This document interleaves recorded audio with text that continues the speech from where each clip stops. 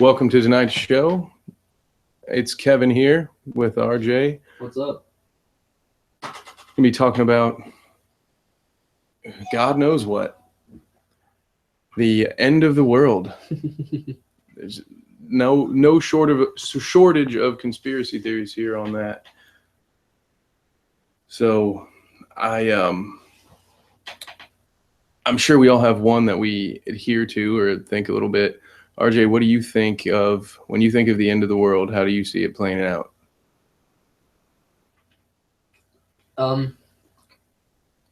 think a flood's so like slow and steady that if that was the way it happened, we'd figure it out before it killed us all off. We'd figure out a way to just live on water because we're fucking pretty. So you see Waterworld being a potential possibility? Yeah, but not in the near future. I think we'd figure that out. So I don't think we'd even face an extinction really. Because I might be that one guy, that 1 in 10 that likes Waterworld and is like, hey, yeah, dude, I can see that. Dude, I prune up so bad. It may be because I watched it when I was about 7. Was a movie? Yeah, the Waterworld. There's a movie, Kevin Costner, I believe. I can't remember who's in Waterworld. Someone needs to fact check me. My computer's down. It's about a world. The world's covered in water, so all the cities are in water. Everything's on boats. It's fantastic. So it's wonderful. Everyone should watch it right now. There's actually some really hard anarchists out there that because the ocean's still technically not nationalized, are trying to build floating cities so they can escape. Oh, sign me up! I want to be on a floating city just to say I was on a floating city. That sounds fantastic. So, you've just enticed me with that. There's some cool books out there about it and shit. I haven't really delved into them, but I've heard them referenced a few times. So that sort of, if that happens, then the people out west will be okay, you would think. Out there, so the Mormons in New Jerusalem over there in Salt Lake might find themselves the dominant religion if the flood would be what happens. They knew what they were up to. Yeah, they may end up with the last laugh. We didn't make it all the way west because we didn't want to. Ta-da! So. I think the big fan here for most is nuclear war. People have their different boogeymen for where they think it's going to come from. I think that's the most likely for anybody to see in their lifetime, no matter when you live, now that they exist. Yeah, you think we'll so here's what I think what's more likely is a nuclear disaster in some sort of power plant to happen potentially first. Or, but maybe there's a string of them that could happen. Something I see it. I think the only way you see nuclear, there's just not enough of them to even cause a significant dent on the human population. They would hurt some areas really fucking bad, but there'd be a lot of the world that was basically unscathed. Well, but I mean but nuclear war. What about what goes up into the atmosphere and then just gets transferred? I mean, it's going to be toxic all over the place, and then it gets up into the rain and all that stuff. I mean, it might not be so instant. Fukushima, that's unbreathable, and then that's not even really a thing unless you're in the building. And that had a complete meltdown, and there's just open uranium rods into water, just leaking out. So I don't. Ohio would be fucked. There'd be several states that would be fucked if a string of incidents happened, but there'd be a bunch more states that were unscathed completely. And even if they were all upstream, I don't think the water table would be significantly affected through the entire. I don't know. I don't think I think because they're so spread out right now, and they're not in any large concentration. I don't really see that being an issue, and that's why I'm cool with nuclear power. It's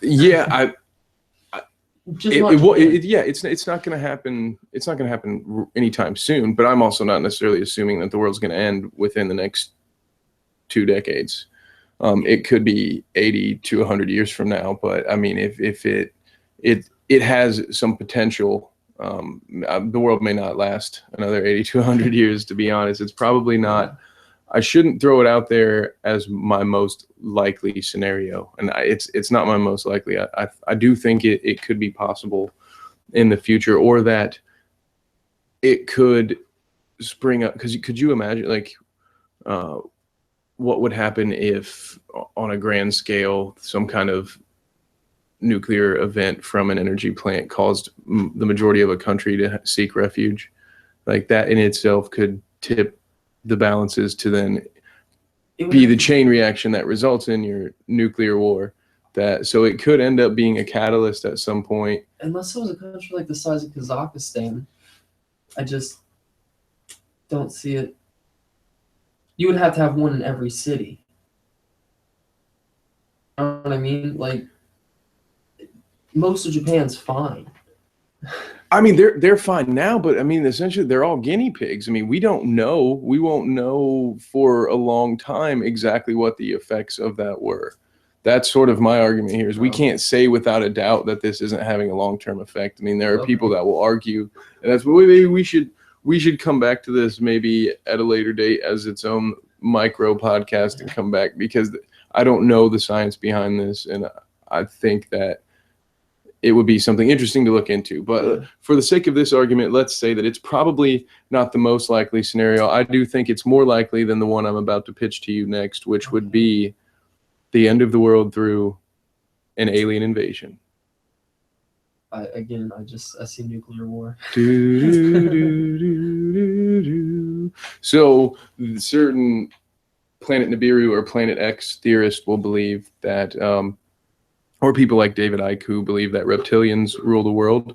There are sort of two branches of this theory. There is those that believe that we were essentially farmed and harvested or made intelligent through genetic experimentation by an alien race that either came from Planet Nibiru, Planet X, which according to this theory rotates on a perpendicular axis to ours, has a sort of slingshot motion. It orbits closely around the sun, so we don't see it for hundreds of thousands of years, and then once we see it, we will then see it again rather quickly as it slingshots past the sun.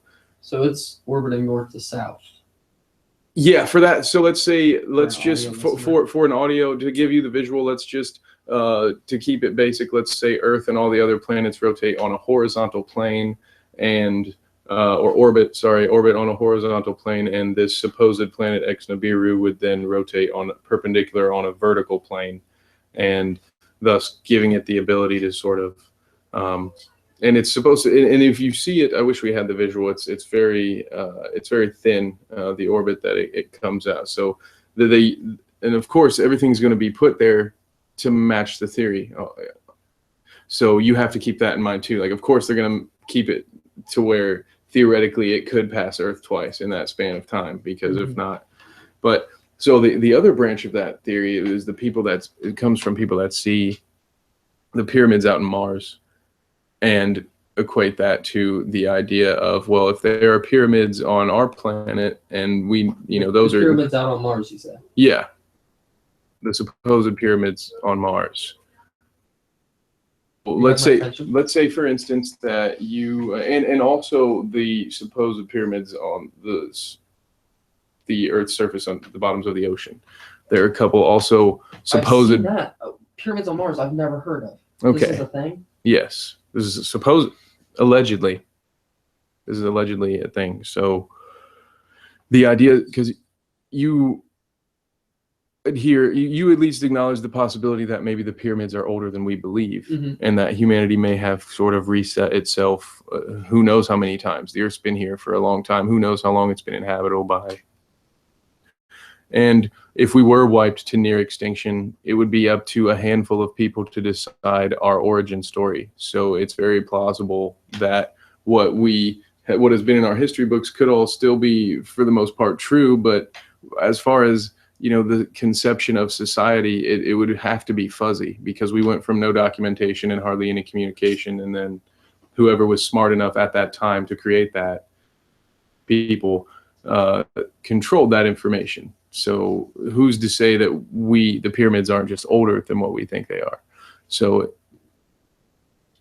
the theory behind the Mars inhabitants is that because of its position relative to the sun, that it would have been inhabitable earlier than the Earth, and so that there was a species of intelligent beings that inhabited Mars first, and were technologically advanced enough to the point where they could travel to Earth when the time came for them to leave. And so, along with this theory, you would get the idea that because the pyramids that align with Orion's belt and the random pyramids across the world were used as sort of potentially a communication system between these societies and other alien bases. A universal language. Just that it's supposed to be, it's supposed to be a frequency. It's a noise sort of thing, a tuning of the Earth, so to speak, sort of the connection, and that's what some hieroglyphics are alleged to be showing when they certain but again, this is always framed to make this argument. I like to point that out, but you'll have people show. Yeah, so I believe that David Icke believes that there is a reptilian based species, but that's what the Martians would be. Would that's one of the theories of the Martians. The other theory would be that we sort of came down from Mars, that it was us. That could potentially be the theory out there that they tried Mars first and it didn't work out, or that Mars's atmosphere used to be suitable for life and then it wasn't, but Earth's became. Yeah, that's what it is. Is that Mars was suitable first? Lizards? Well, the lizards just. I'm sure there are different varieties of it. I'm just pointing out the most popular. They're just the dumbest creatures we have right now, except they can change colors. But it's just, it may just be a play off of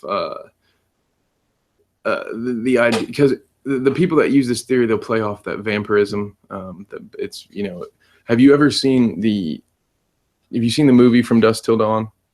No. With Quentin Tarantino and George Clooney? Well, our listeners may have seen that movie. And it was based on the idea of they go down to Mexico into this bar, and then it's open from dusk till dawn, and they're waiting for their ride to show up. It's a couple of bank robbers keep a family hostage, and they're waiting for the money to show up. And then they find out that the bar that they're in is actually filled with vampires, and they lock the doors in, and they feast on their customers every night. Anyway, so there's a spin-off of that movie on a TV show that, of course, it has to go way further than a movie because it's going to have 11-hour-long episodes or something. So it goes into this whole, the bar was built above a pyramid, and it's following, like, all of these vampires are actually snakes. They're shape-shifting snakes. And it's got the one guy, the hole in his hand turns into the all-seeing eye. He's got a knife with the all-seeing eye. It's got a ton of occult symbolism in it. And I thought it was funny because essentially what this television program on AM's, I can't remember what, it might be on Robert Rodriguez's own network, El Rey, and that is essentially just showing you a bunch of different occult beliefs, and it's sort of showing you the reptilian theory put into a TV show, which I love because it's a conspiracy theory brought to life creatively. And it's basically said that these people, they were descendants of snakes, and they had the ability to shape shift and look like different humans and all that stuff. But they were snake vampires. There's a snake in the Bible. And that's where it comes from. Is in the Bible the same? Well, that's not where it comes from, but that's another point. Yes, used in this theory that that the original snake walked around on its hand, walked around on its legs like man, and that after the original sin, legs were taken away. They say that that is one of the things that they'll use.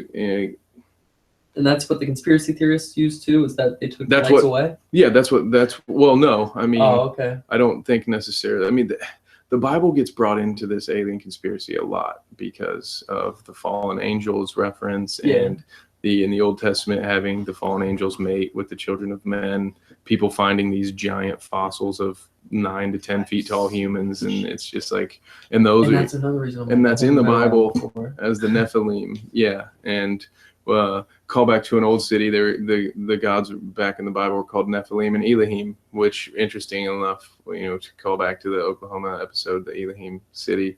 So radical place with a weird Bible name that they apparently thought themselves to be a city of gods. But yeah, so there's theories there that, and David Icke, his goes into deeper things. He believes that the rings of Saturn are actually frequencies, and that the moon is a satellite helping to reflect those frequencies down onto the Earth, and that we are essentially living in the matrix. These frequencies create our physical reality. How many Transformers does he know? I don't know. I don't know this guy. And he's one of the guys that I don't know how I could trust him, because he sold a lot of different books, and he's writing fan fiction. Essentially. In my head, that's all. I'm like, okay, you're going a little crazy here, because the end game is what? We're farming gold for them. Like, yeah, and resources. It took us this long to get this good at it. Like, they couldn't have given us a fucking caterpillar from the get-go. And the other thing about that is, it seems to be that also it drives. It's not just simple gold. I mean, we're not just out there harvesting gold. Like, there's a bunch of other resources. Right. I was thinking different about ways this for us to get wealth earlier, and I was like, maybe that's why maybe the people that want a fiat currency are onto some shit. Maybe that's why the instant gut reaction of all these crazies is to go to gold. Maybe they're infected. Oh yeah, they just. But I'm backing a gold standard, so I don't want to buy that. Yeah, fair enough. And I don't necessarily buy any of this either. So did you hear the story of Kyle Odom, to talk about this reptilian thing a little bit more? Explain it to me, because the name's not ringing a bell. So Kyle Odom is the young man who shot a pastor after that was at a Ted Cruz rally 6 times point blank, once in the head. The pastor lived. Kyle Odom was able to get onto a plane in Iowa. I remember hearing about this lightly, but 6 times and he survived once in the head. Yep.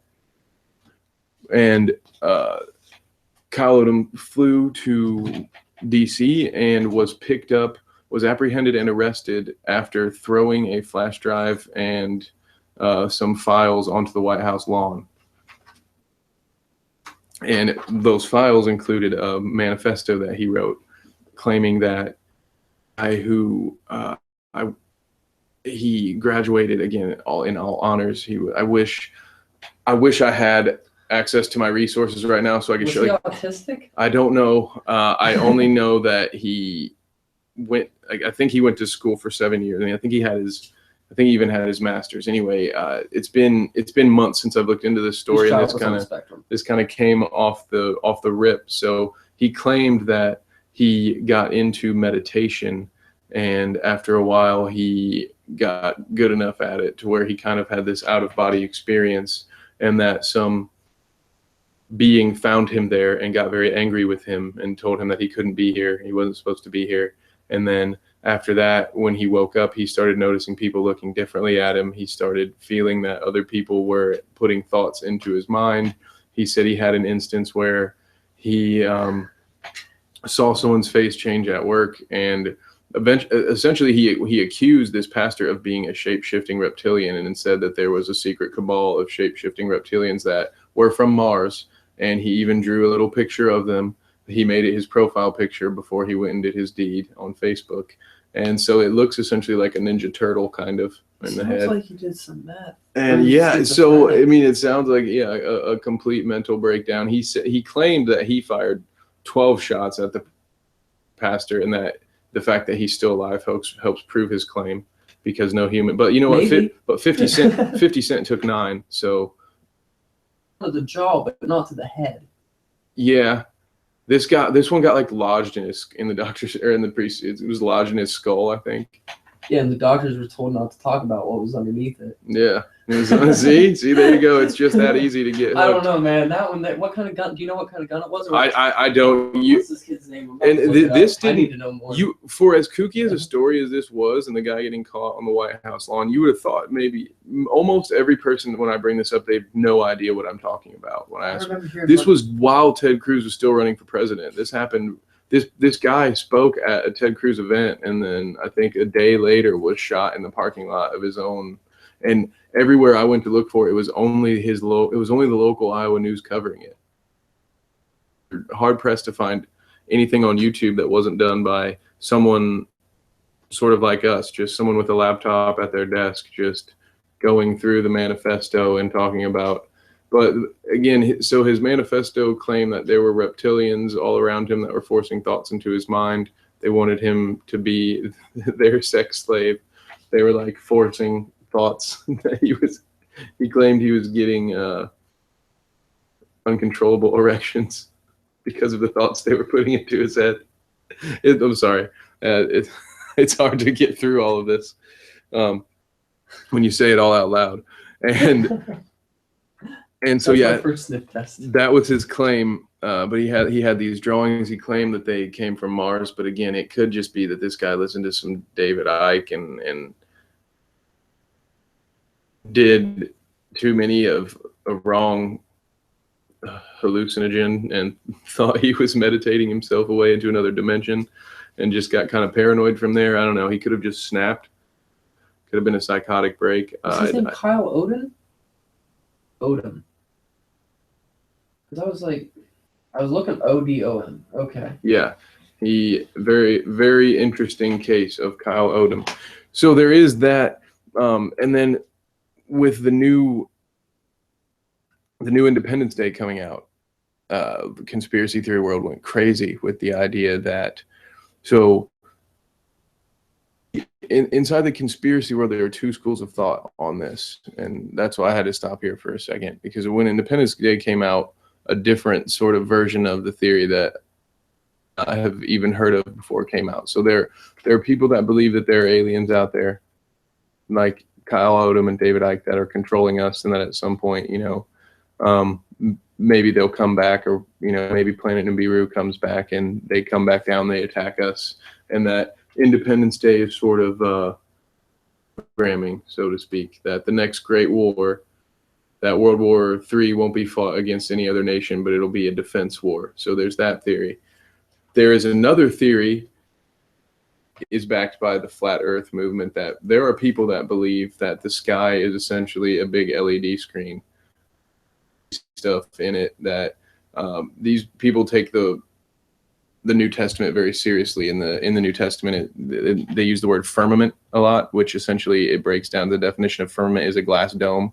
So according to the Old Testament, there's a glass dome over the world, if you take it literally like that. Now, it also says in the Bible, a specific quote in the Bible says that the Bible is allegory. That should also be taken into consideration. Really? Episode, remind me, I will quote it so we can go back, so I don't get because I actually have the in my Bible, believe it or not, I have one. Okay. I do read it occasionally. It is very interesting. It has been rather prophetic, but I like a lot of conspiracy theories. But you would be surprised. I don't think people realize how much the conspiracy theory movement is moved along by devout Christians. Like, that's what most of these theories stem from: the belief in an antichrist and the belief that our government is being run by said antichrist. That it's been sort of passed along that there's not just one, that Alexander was one, Napoleon was one, Hitler was one, that the next great one, next great one will come from. Yeah. Okay. So you're with it on that. So that theory, essentially, Project Bluebeam is the code name behind that, that they believe that there will be a showing that one of two things will happen with Project Bluebeam. They will fake an alien invasion that would force us, sort of like the Watchmen plot. They would fake an alien invasion to get us all to work together and accept a one world government that would then defeat this made up alien nuisance, and then we'd all agree, and that we'd never know when they were coming back. We'd always have that big alien boogeyman, and so we'd have to allegory for terrorism. See, that is potentially there. A lot of science fiction that was written about that time, you could make that, because a lot of it was, for instance, what is it? Starship Troopers was an allegory for something for along those lines. It was Predator was about the Vietnam War, or no, Alien. I'm sorry, not Predator. Predator was an allegory for the Vietnam War.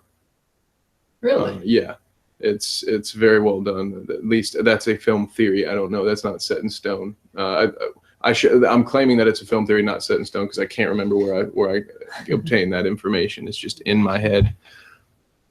But the other side of Project Bluebeam is the idea that what will happen is they will use this LED screen to simultaneously across the world show people the image of God, and that because of either harp or their ability to control frequency, we will, in our own head, we will hear God's voice, and that what will happen is God will reveal himself to actually have been all of the gods put together, that it was all just some sort of big test, and we all will praise this one God. And then through that, then there will come the one world government under one religion. And so that's the other version of the Project Bluebeam theory, that thinks that aliens are made up and UFO sightings are made up to get us scared of some bigger boogeyman that's even scarier than terrorists, because they can do things that we can't. And that's why they want us all to have screens on our hands. So is that it?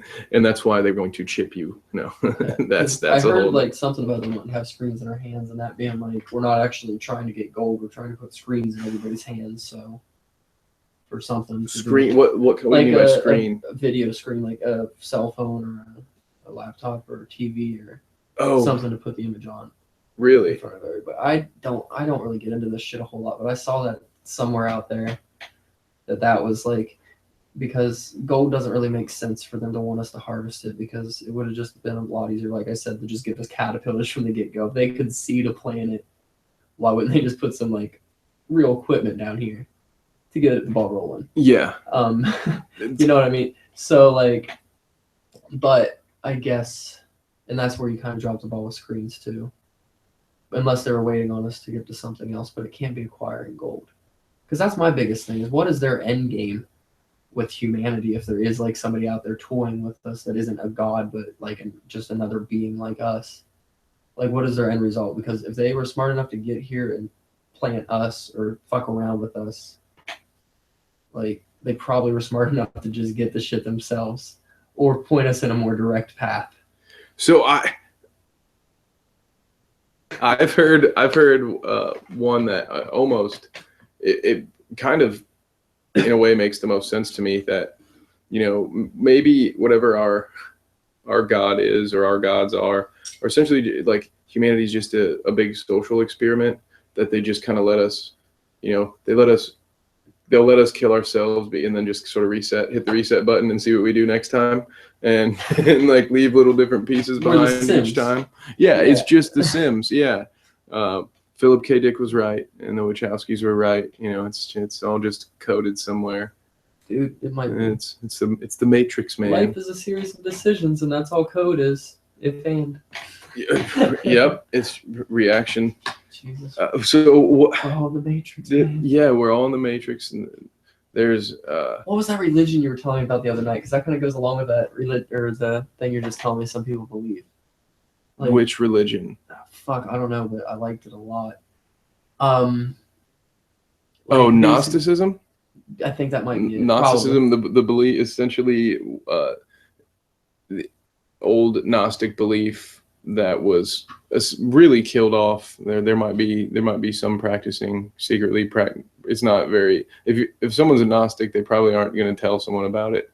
It wouldn't really be well received. You're not saying agnostic, right? No, agnostic is the best way I would put it. Sort of like a spin-off. So agnostic, it means what? That you believe that there's a God, you just don't believe in human religion. Right. You're essentially, like, yeah, there's a God out there. Yeah. I don't really know. A lot of them will say, like, the more science one will be like, well, I don't really know. It could exist, so like I'm not. Yeah, I'm not atheist. They're basically just trying to find a way to just get out of being deemed an atheist. Is the way, is sort of because where it's like, well, I can't be sold either way. Whereas an atheist is like, no, absolutely not. So I think agnostic to me is like undecided. Your freshman and sophomore year in spirituality.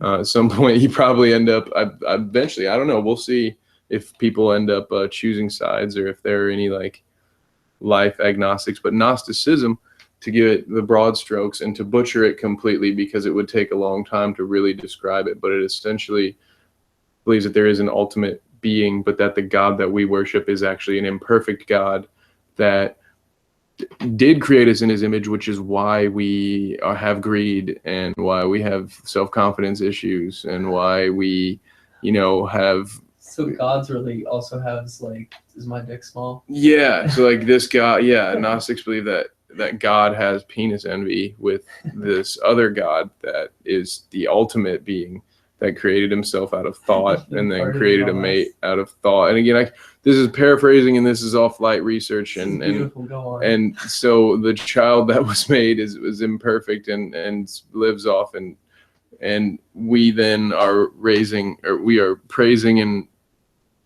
and rejoicing some sort of false God, for lack of a better term. That is, and at one point that was a branch of Christianity, essentially. And so, really?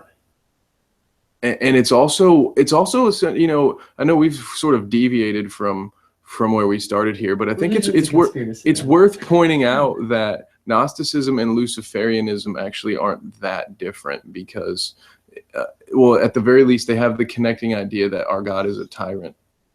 Because a real Luciferian is not. So Luciferian and Satanist are very different. Satanist is more almost sort of like an anarchist, like a Aleister Crowley, do as thou wilt sort of.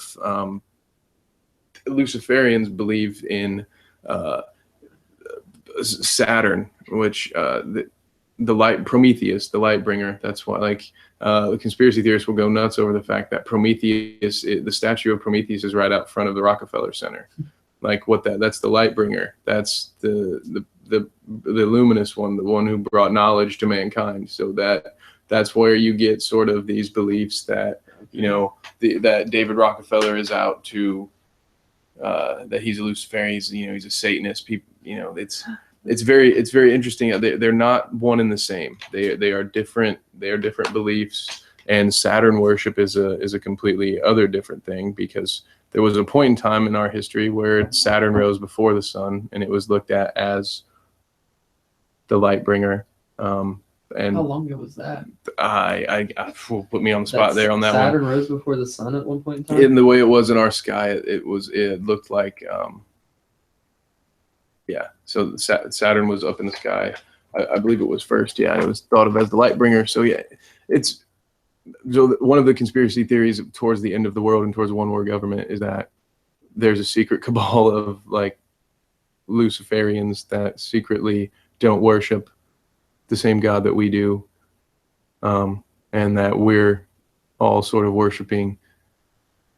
But it would be that we inadvertently are worshiping the Antichrist, sort of, so to speak. It's like what be just the biggest cosmic joke of all time because there's all those warnings in the Bible about, if you look at it logically, if you want to look at the Bible, or at least with my logic, I shouldn't say look at it logically. That might be a bit rude, but my logic tells me to think of it like if the devil were this master deceiver, would it not be possible that the whole world could have been duped into worshiping the wrong guy? Yeah, especially since it spread through like war. Yeah, and especially when you consider the things that Christianity has done, I think it's a very we're gonna get comments now. I'm gonna get my inbox blown up about, oh my God, I can't. When did you become a Luciferian? That's not at all what I'm saying. What I'm saying is that this is what they're using for their argument, and this is how they convince people. This is what they use to sort of back up their argument. And so, yeah, there are people that think that the end of the world will come by their hands. And what do you know about the Georgia stones, the guidelines? You heard about this at all? No. Look that up. So I will explain it as I'll give an overview while you look it up. The Georgia Guidestones, I believe, is what they're called. They were put there. They were paid for by a man with a false name. They're these just ridiculous granite stones that cost an absurd amount of money to be put there. And what they're doing and it tells the world, it's in a bunch of different languages, and it tells the world how to sustain humanity, and it actually gives a number for what the allotted population of the world should be. And there's some interesting, I believe it falls on the 33rd degree. I can't remember. The latitude and longitude have some weird symbolic reference. that people used to go around this conspiracy theory. But it is odd. I mean, these were found like modern history. These weren't found. Like, look it up. Yeah, look it up to back me up on this a little bit. It's these were bought and paid for with like maybe just outside the Georgia Guidestones. Maybe even in our lifetime. To be made. Yeah, bought and paid for and put up at some random place. Really kind of in the middle of nowhere. And nobody knows who paid for him? No, he just gave a false name. So essentially, they found out who it was? No, yeah. So yeah, it is a mystery still. So for him, because this is one thing I may have heard once, but I don't even have any recollection. Because obviously, I thought this was better fucking brought there. It's a very odd thing that, of course, just swirls around conspiracy theory, and then there all the other theories spring up around. While we're looking at the Guidestones, I was going to go in a different direction. I'll hold off for a minute, but the Guidestones are, as you're seeing over there, yeah, it suggests a population limit. And it's drastically different. If you can find it on the page, I'd love to know what it is for the audio listeners out there. I can't remember. It says a specific number of how many people that should be on Earth. I haven't made it that far. But so anyway, and it's written in a bunch of different languages, and it's out in the middle. What did you find it? The first inscription is maintain humanity under 500 million in perpetual balance with nature. So a fraction of what's here now, because are we at 8 billion now? If we're not, we're close. Essentially at America plus Canada. Yeah. And Mexico, I think.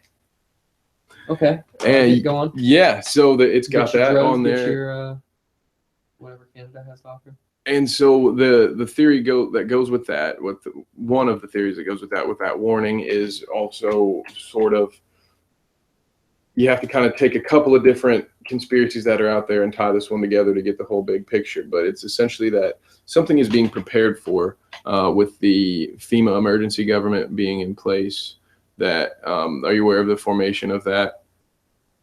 How it's put there? We do have an emergency government that would suspend our democracy should a big enough event be caused. Isn't that built into the Constitution? I don't know about that. I know executive orders have been signed to make sure that we have something in place should a big enough natural disaster occur. And there have been, so there's the theories about all the FEMA camps that pop up, which, when you see video of those, it's essentially just a bunch of double wides in a barbed wire fence. There are the theories about the string of Walmarts in Texas and Florida that have been bought out under weird construction. So people take that and they combine it with the other conspiracy of DUMBs, the underground military bases, and the conspiracy videos of people watching big semi-trucks go into these underground tunnels and then not be let in by a military guard. And so there's a theory that there's a bunch of underground tunnels in America connected to different military bases, the theory essentially basically is that we can push the world to the brink of nuclear annihilation, and then everybody that's important can just go underground. And this then coincides with the theory behind the Denver International Airport as underground tunnels and is alleged to have all these underground layers. And so this theory then says that the world will be pushed to the brink, it'll destroy itself, and then our secret government will go live out west in the mountains in Denver and operate through our underground. So that's one of the more far-fetched ones, far-reaching. At least it takes a lot of little details to put that one together, but that's another perceived end to the world. I mean, it would at least be a catastrophic, would be a big time. I mean, that feels like something out of Fallout lore to me. It's like a video game I'd play, but that is a conspiracy theory. Hard to buy. Have you seen all this money they're missing in the military? It's like $3 trillion or some bullshit. tunnels between some military bases with amenities. Well, to throw in another tinfoil hat into the ring here, the 9/11 truthers that will reasons for when they're asked for why would there possibly be a cover-up, what would there be any reason for this, they talk about the missing money from about how on, I believe it was September 10th, 3 trillion was missing. And of course, naturally everyone forgot. You talk about a dump on a news day. That's what they're saying. They're saying the last time this much money was missing, 9/11 happened like 3 days later or whatever. Jesus, yeah. They're not even high. Yeah, this isn't a conspiracy. Good. Yeah. Okay, so I don't need to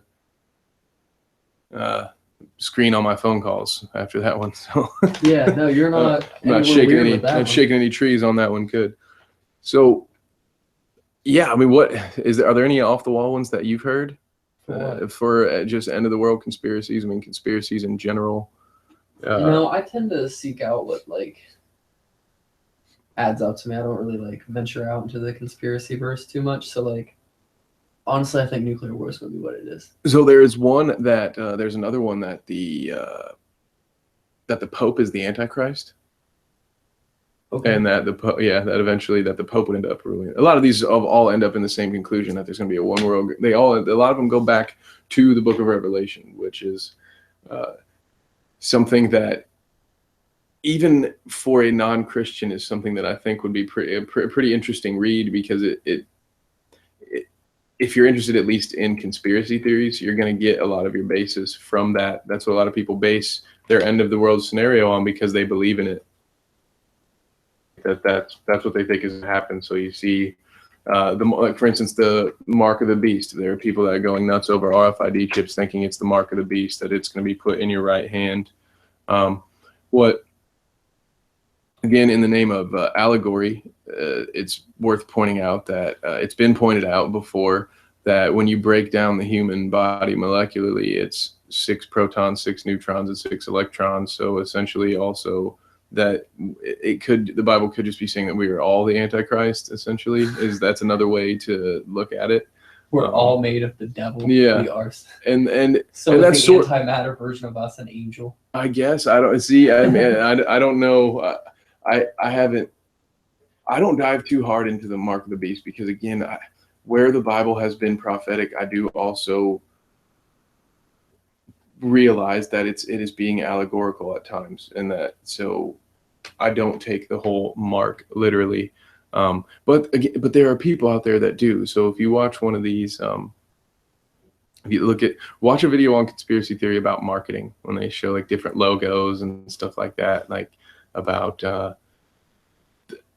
the different times you can see the number 666 in marketing. And so that's what people base this off of, that they think there's a physical thing there, and they think that they see people practicing it, and it makes them believe that, okay, well this, and then here's the Bible that says this number is going to be here, and here are all these companies that I see. This guy on YouTube made this video showing me how this can be a 666, and showing me the 3 6s in the Walt Disney logo, and just stuff like that. And then you've got them with the hand signals is a big one. So when people are trying to talk about aliens or secret societies, they go to the hand signals, and I wish we had the video to go along with it. But the big one that you see is, for the audio, I'll give it to you guys this way. When someone shoots a 3-pointer and the referee holds up the 3-point sign, it's also the AOK.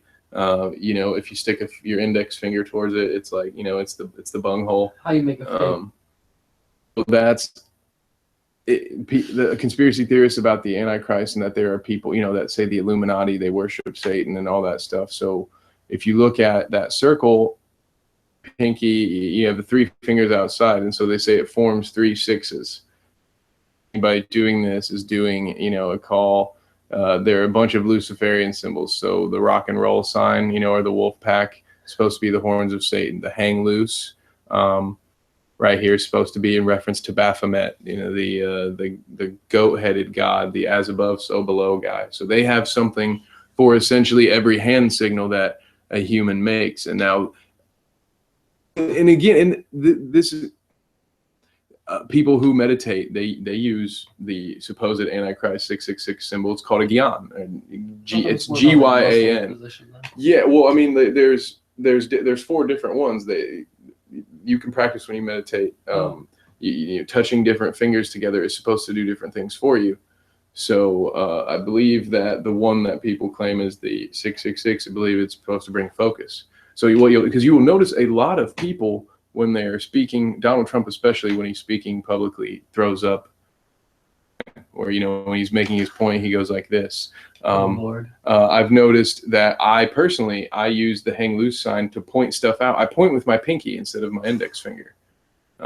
I don't actively worship Satan. So what I'm saying Maybe here, you do though. You might not even know. I might. So you just told me it's in your atoms. What I believe is that my soul at around 7 or 8, and that I just don't remember it.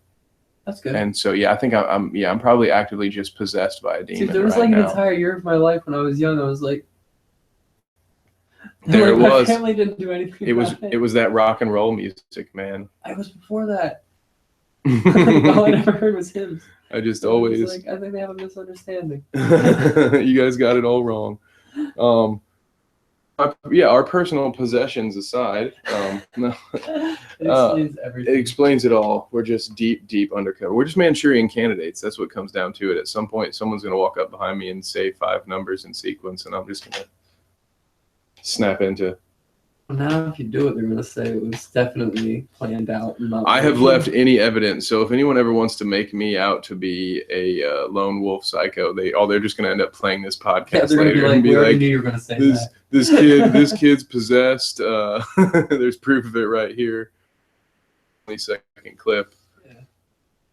And leave the sarcasm out of context. So that's the other. I think I'm trying to think of other potential. There's okay.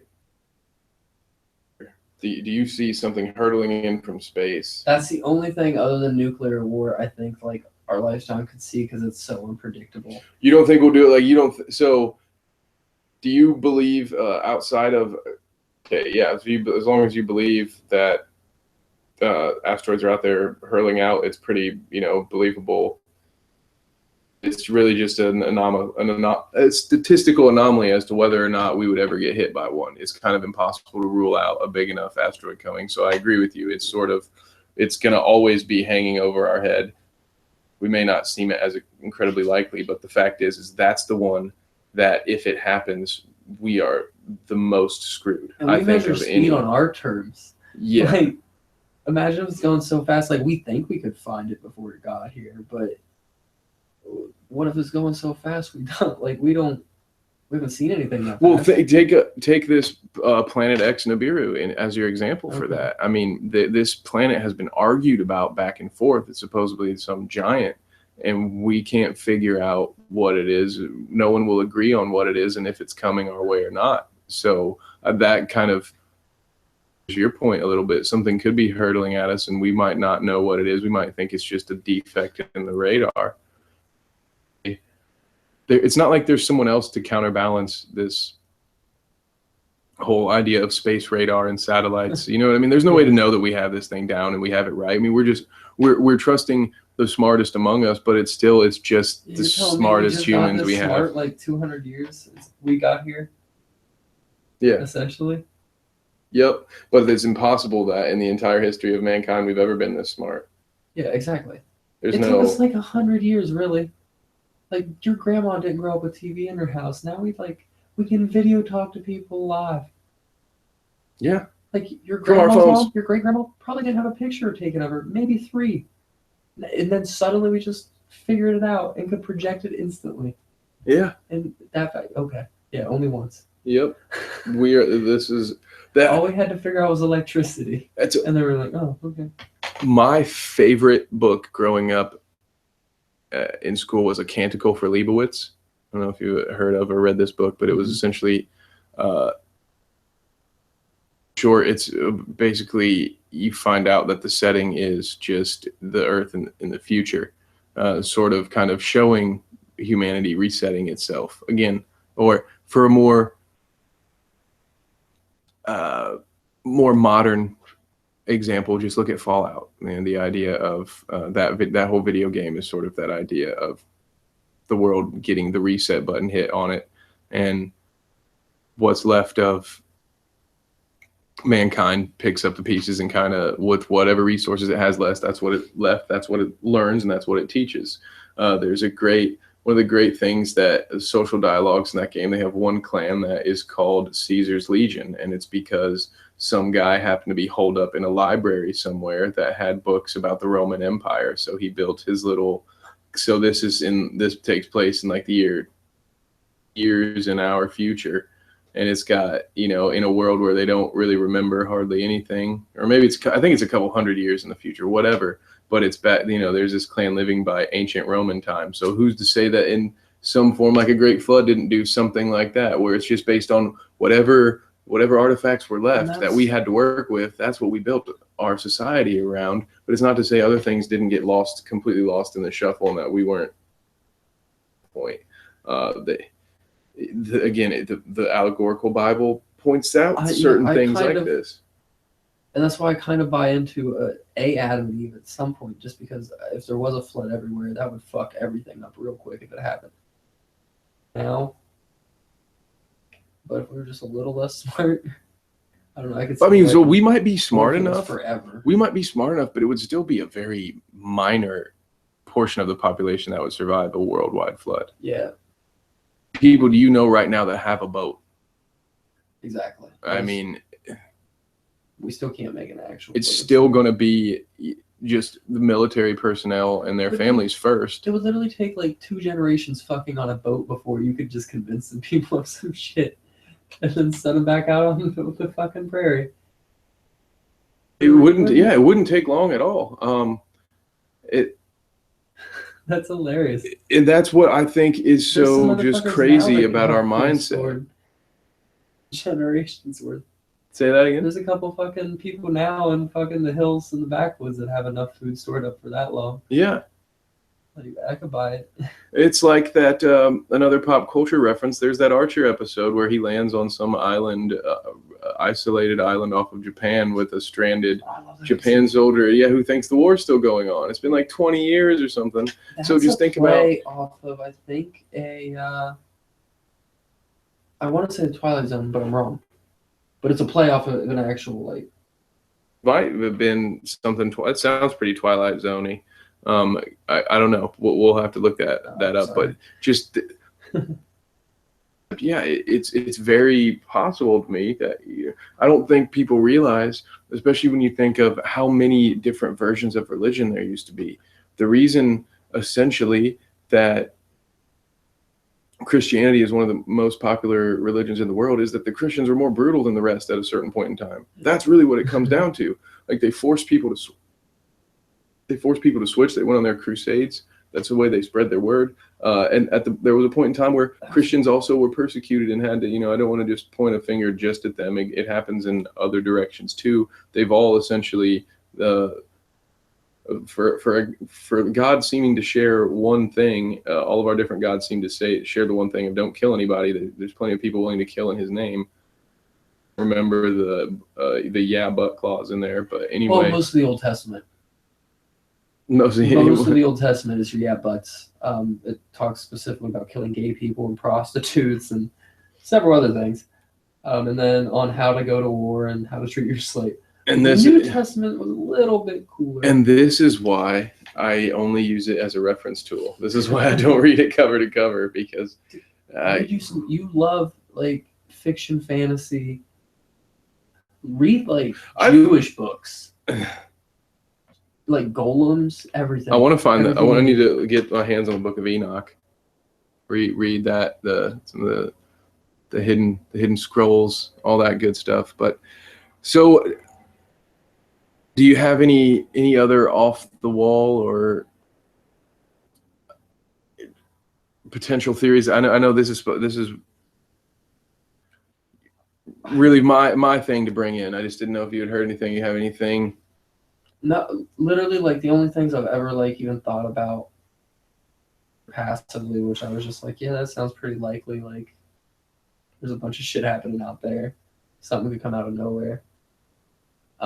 But is nuclear, like, I think, honestly, I think somebody's going to set a nuke off. If the world ends in any, I think it's going to be a bunch of nukes going off, really. So before I want to get out my potential, here's a conspiracy theory that I've concocted. Here's the way that my novel, this is how the world's going to end in my book.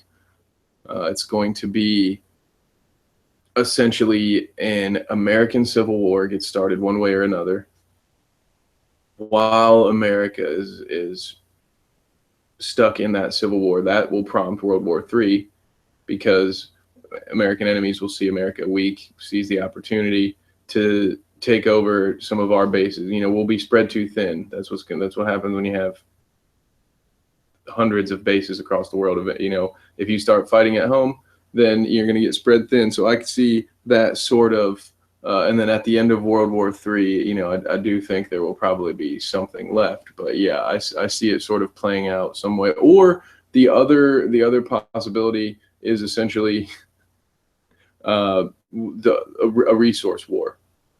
At any point, some point in time, if the whether it be global warming or a flood or something, that if at any point the resources were to get brought down, then those are what I see as my two big eggs for that third World War. Because I do agree with you. I think that's going to be how it ends. You want to see shit go crazy, wait till inflation skyrockets in where we live, major cities. Dry overnight. The rural communities they'll sustain, but there's gonna be a fucking, it's like Brazil here. So do you think is it gonna be when the education bubble pops? Is that enough, you think, to spark a revolution around here? Because it's still, at least to on me, a nuclear scale? No. Well, no. I mean, it doesn't need to be on a nuclear scale. Oh, I mean, will that create enough civil unrest for fights that break out? Because what I see is it's not going to take much. Here's why: it's educated white kids that aren't like there's not a lot of like revolutionary socialists. Yeah. So I don't really think, like, if it crashes like the markets, though, I guess I just assume they won't get their way. Just some markets. So I guess, yeah, I could see that like leading to some shit. Right. Yeah, I guess that's essentially what I'm getting at. I don't think that's going to be a hard enough knock that the food prices are going to raise all that much. To be completely honest with you, because food's so heavily federally subsidized anyway. So do you think it's possible that the result of this election could get us to World War III? And now you don't. War. Yeah. Yeah, I do. I could see, and I think either one of them, but mainly Trump. I really think Trump could end up in a dick swinging contest. If he's as crazy as he puts himself off to be and is off the like loose wire, like the people that look like are going to be on his cabinet, there's Chris Christie. That motherfucker's going to be like, yeah, use the nuke. I can't wait for Chris Christie to retire and start acting in mob movies. That's what I want him to do that, and then I'll be really happy. He's perfect fit. He just looks like a union guy. He looks like he's just spends half his day on the dock. It looks like the mob, which is what government is at the end of the day. Speaking of conspiracy, you like that? Yeah. Is that? Do you believe that, or is that something you like? Or is it just sort of like I think it's a joke? Cartel. I think it's like a power structure. Like, I think it's been hijacked. I think what was set up originally had good intentions. I think it's been hijacked. I think they tried to make it really hard to hijack it. And then after you have the New Deal, like you've just seen federal powers increase dramatically, and that's kind of helped create the boogeyman. Yeah. But yeah, it's definitely, anytime you have people getting together and discussing something or like trying to change something, that's a conspiracy. And what do you have right now other than a lot of special interest groups? I just don't think it's lizard men, or it's definitely like certain families seem to be involved though. But then, okay, and another one, if we dig back into the families, what about the it's not angels and demons. What was the other book? The Da Vinci Code sort of theory that It's basically it's kind of the Illuminati. Yeah, just that the blood of Christ is actually the Holy Grail, and that the royal family, that there are royal bloodlines that rule the world that are actually sort of in one. Maybe that's what they're connected, or the idea that there's descendants, or that basically that the world is still run by royal blood. That most of our presidents, outside of Martin Van Buren, have all cousins. Power breeds into power is kind of how I sell myself on it, but it's not that far-fetched to me. Pacified it as in those are the people that run those circles, and you have people break in from out of nowhere, especially in U.S. politics. So I just like Baraka Flocka. Exactly. Like Willie Clinton. Let's see. Well, yeah, the Clinton Foundation doesn't have some long ties though. I don't know. Maybe, but he skyrocketed. I mean, he was the governor of Arkansas. Most of America can't. You show them a map, they're not going to be able to point out Arkansas unless the names are on the map. Not really. So he's not tied to any Kennedy associations or Rockefellers or anything like that, or. Well, I mean, I don't know about when he was coming up. Do an episode on Clinton. I would do. I would love to do an episode on the Clintons, but I still kind of like being here. And what if she is one of our listeners? I don't want to go and lift some weights and end up having a heart attack when a barbell flat. Yeah. Well, I don't want to. No, it was her. If the story is you were lifting weights at a gym. Right now, he was working this shit. Yeah, at this point, for any reason, we'll know. Yeah, essentially. Car accident, you gotta still be worried about. Yeah. Way to work and back. Have you thought about taking the bus so everybody has to die? That's it. Public places, yeah, that's probably a good idea. I do take some solace in the fact that I live in a big building, or I work in a big building. Yeah. I do also live in a big building. That's also true. Totally true. It's all relative. Okay, fair enough. It's based on the lens you view it through, which is what essentially you could say about this whole conversation. It's just kind of based on what you already believe, what you think you're going to see happen. I think that what I don't know and what I don't think we'll ever be able to know is what the percentages, what the actual feel is around the world, because I do feel, while I personally feel like the world is in turmoil and that it's at a terrible place and maybe one of the worst spots it's been, how many times in history have other people felt that and thought that this was going to be the end of since the world has begun, its end has been predicted, and so far it's not over yet. I will stand on the edge of that cliff and say that the world has never been this economically. As soon as people realize our dollar's based on nothing and most dollars are based on nothing and fall apart, I think you're going to see shit go unreal, just because there's never been a financial crash of that level. I've seen financial powerhouses fall, but not an A-rated credit agency that also loans to the entire world off of borrowed money.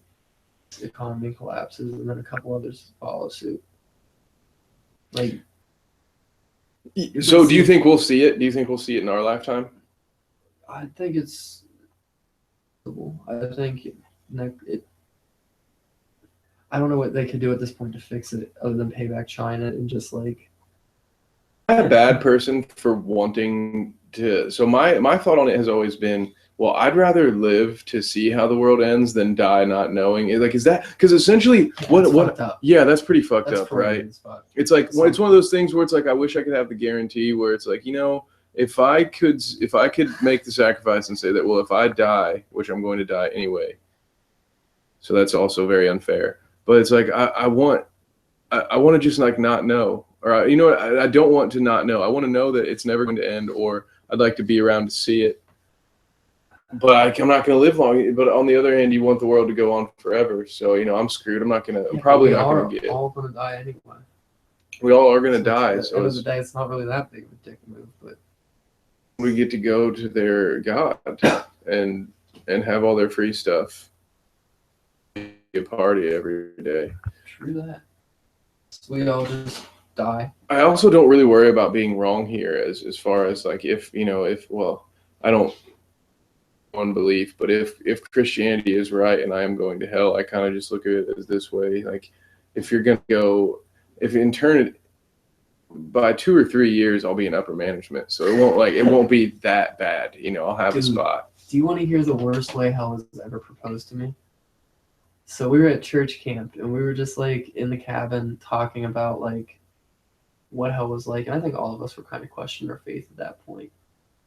Like, and this kid was like the most like I think least religious out of all of us, and he was like, I just always pictured it as like a room alone for eternity. And like, because they talk about like being separated from God. And he's like, what if that's what it really is? Like you're just in a room alone for eternity. That How wouldn't fucking awful would that be? That would be worse than the sandpaper room. Do I have something to write on? No. Like, it's just me just you in your head. How long before you're clawing out your own eyeballs? I think my first move would be probably just like rip off a fingernail and start drawing on the walls or something. Exactly. Start ripping out eyeballs. That's not a very short train. Yeah. Just crazy. So what? Like, how about this crazy. concept? I've heard the concept that what if you just hell is you just relive like your worst day on earth over and over again every day. You just wait. It's like Groundhog's Day. It was. I don't know. I saw white chicks that day. So not only did my sister die, but I'd have to sit through that goddamn movie, and I just can't do it. Oh Jesus! It was a fucking horrible day. Yeah, but I don't know. Like, is that even that bad compared to like hell and brimstone? I would take that over fire and brimstone forever. Day of that, I was a kid, so I could live through it again. So see what I think, because if I put myself in a mindset where I believe in this wholeheartedly and I say, okay, there's absolutely a heaven and a hell. So what I would think, I think that hell could potentially be, it's probably going to be different for each person. It's going to be a punishment based on like what you would desire least from your eternity. And so what I imagine my hell would be is that I would be put back on earth basically as, I think that's probably what ghosts are, is like that. Like I'm going to get stuck walking the earth, like watching my friends and family go through pain and stuff and not be able to help them.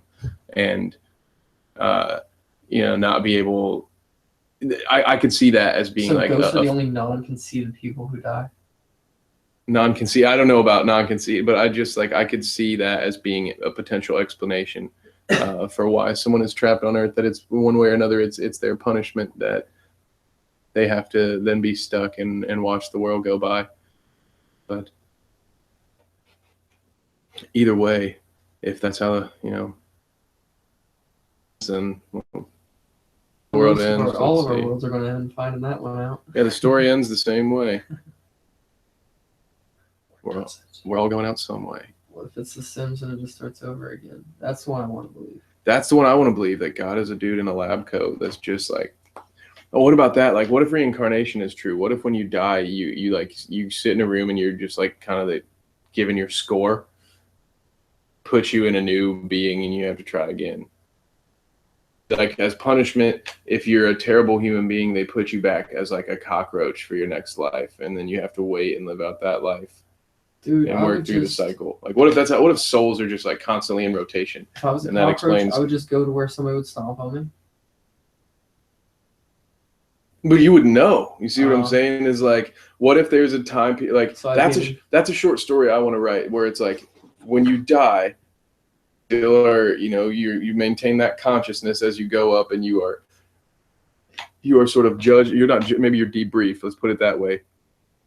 And then you're sort of whitewashed, and your essence is put back into it. And then you have another life that you live from scratch. You have no idea, and then earn your way back. Till you die, until you're on the but you won't know. That's what I'm saying. Is you won't know. What I'm saying is like each time, like just think of it as like the pin in Men in Black. Like after you die and you're told like what you did wrong, you're wiped or whatever. You're put back into infancy, and when you're born, you have no idea. And that's so people that end up believing in reincarnation, that's kind of so it's sort of along the lines of what they're. Thought you were saying in your book, you find out that's what it is. Oh no! Well, I was gonna. Well, as far as the short would go, it would just end with the person being sent back down into a new life. Like it would just be about that one short time period between, just sort of that reveal of idea for the afterlife from your normal perception of the afterlife. Like, what if? None of us know. We're all just here. So, well. Fair enough. If the world hasn't ended by Sunday, we will be back for a Bread and Circuses episode. We've got into the group. It's getting pretty exciting. On our Twitter, our friend Bruce is actually guest streaming on a Twitch channel right now. So we will have. I'm going to get the link here to those listening. I'll read it off here, but we're going to have. A Bread and Circus episode on Sunday. We're going to have on Sunday. We have some really cool stuff coming up this fall. We're pretty excited about the along and a secret project I'm not willing to share yet because it's too far away. It's just still in. You know what it is, but I don't want to because I'm worried that one of our 4 listeners will get the idea and take it from me while I'm in pre-production. So. You can follow Big Bruce Man on twitch.tv/LVDY. He's guest hosting right now live on Twitch. You can follow Rico on Twitch, Box of Boxes. Our boy. And so we have also New Brockney on Twitch. And twitch.com/baddinnerguests is where we have all that content coming out. We got the podcast coming. It's been great talking with you guys. Hopefully we have some more conversations like this coming up. For sure. I'm RJ, obviously 60 Grit Radio. I say obviously. Yep, it's obvious. Yeah, dude, he's known. Let him know. I'm gonna try to get to that Jill Stein thing tomorrow, one way or another, just because we said we would. Tomorrow being Saturday. And then definitely can't wait for Bread and Circuses on Sunday, which is probably gonna be a lot more fun. Oh yeah, Jill Stein. Yeah, Jill Stein. It'll be a highlight show. We don't want to sit through that. Right on. Well, appreciate you guys tuning in. We'll catch you later.